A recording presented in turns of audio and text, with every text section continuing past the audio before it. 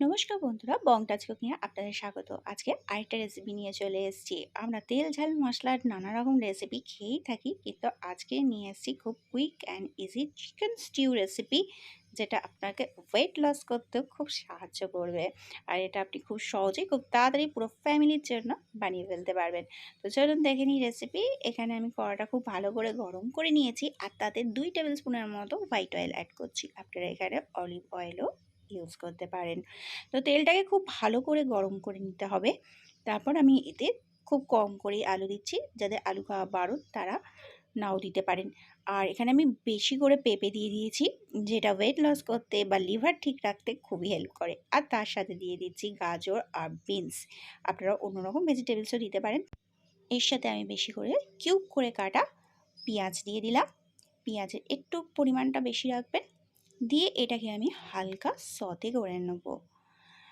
আর পুরোপুরি আমি এখানে দিচ্ছি না, কারণ অফ সিজনে গাজরে একটু স্মেল থাকে, স্মেলটা বেশি থাকে। তো আমি এটাকে হালকা করে ভালো করে সতে করে নিচ্ছি। এটাকে পুরোপুরি স্লো ফ্লেমে করে নেবেন। 2 থেকে 3 মিনিট ধরে এটাকে আমি নেড়ে নেব। এতে কি স্টিউয়ের যে টেস্টটা সেটা ভালো হয়। যারা ওয়েট লস করতে চান তারা অনায়াসে আপনাদের ডায়েটে এই রেসিপিটা অ্যাড করে নিতে পারেন।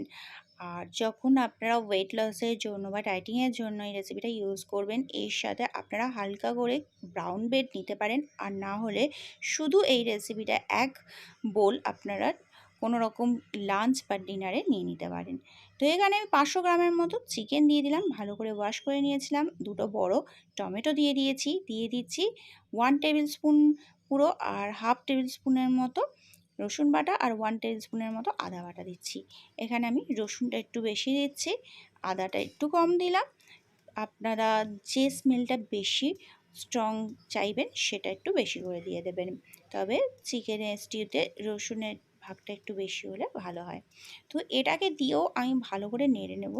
তাহলে কি হবে, চিকেনটাও একটু ভালো রং ধরে যাবে, আর আদা আর রসুনের যে স্মেলটা থাকবে সেটাও পুরোপুরি চলে যাবে। দেখুন চিকেনটা একটু বেশ হালকা কালার চেঞ্জ হয়ে গেছে, আর আদা রসুনটাও ভেজিটেবলসে খুব ভালোভাবে লেগে গেছে। এবারে আমি এই সময় দিয়ে দিচ্ছি লবণ, আর 1.5 টিস্পুনের মতো চিনি। চিনিটা যদি কেউ না খেতে চান তাহলে স্কিপ করতে পারেন, তবে আমি বলবো অবশ্যই অ্যাড করবেন। এর একটা আলাদাই টেস্ট নিয়ে আসে, মানে যে টেস্টটা একটা ব্যালেন্স নিয়ে আসে।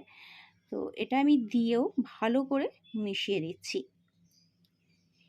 এখানে আমি পুরো রেসিপিটাই কড়াতেই করছি।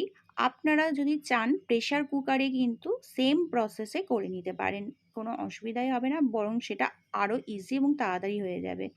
এখানে আমি দেখুন ঠিক এতটা পরিমাণেই জল দিচ্ছি, বেশি জল দেওয়ার দরকার নেই, কারণ ভেজিটেবলস থেকেও হয়তো একটু জল বেরোবে, তাই আগে থেকেই বেশি জল দিয়ে দেবেন না। ঠিক এরকম পরিমাণে জল দিয়ে আপনারা এটাকে কভার করে স্লো ফ্লেমে 15 to 20 মিনিটস কুক করতে পারেন। আর যেটা বললাম, যদি আপনারা আরও কুইক চান তাহলে কিন্তু প্রেশারে ঝট করে করে ফেলতে পারেন।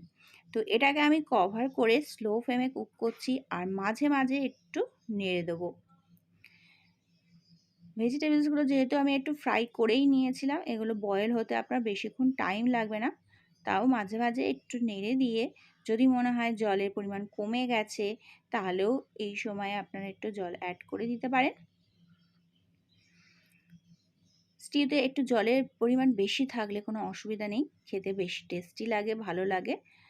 তো এখানে যেহেতু আমি পেঁপে গাজর সব কিছুই অ্যাড করেছি, তো এটা অনেকটাই হেলদি। দেখুন এখানে পেঁপেগুলো আমি দেখে নিলাম, চিকেন আর সব ভেজিটেবলসগুলোই ভালো সিদ্ধ হয়ে গেছে। এটা অবশ্যই একবার ট্রাই করে দেখবেন, পছন্দ হলে লাইক শেয়ার করবেন। আর এখানে আমি দিয়ে দিচ্ছি বেশি করে গোলমরিচ গুঁড়ো, যেটা কিন্তু অবশ্যই দেবেন। আর দিয়ে দিচ্ছি বাটার। স্মেলটা একটু ভালো লাগে, যদি মনে হয় যে আপনারা অ্যাড করবেন না তো এটা পুরোপুরি স্কিপ করতে পারেন, তবে দিয়ে দেখবেন খুব ভালো লাগে। এবারে এটাকে আপনারা গরম গরম রুটি ব্রেডের সঙ্গে সার্ভ করতে পারেন। তাহলে এরকম করে চিকেন স্টিউ বানিয়ে অবশ্যই একবার দেখবেন। আবার দেখা হবে নতুন একটা রেসিপির সঙ্গে। ততক্ষণ আপনাদের সবাইকে ধন্যবাদ।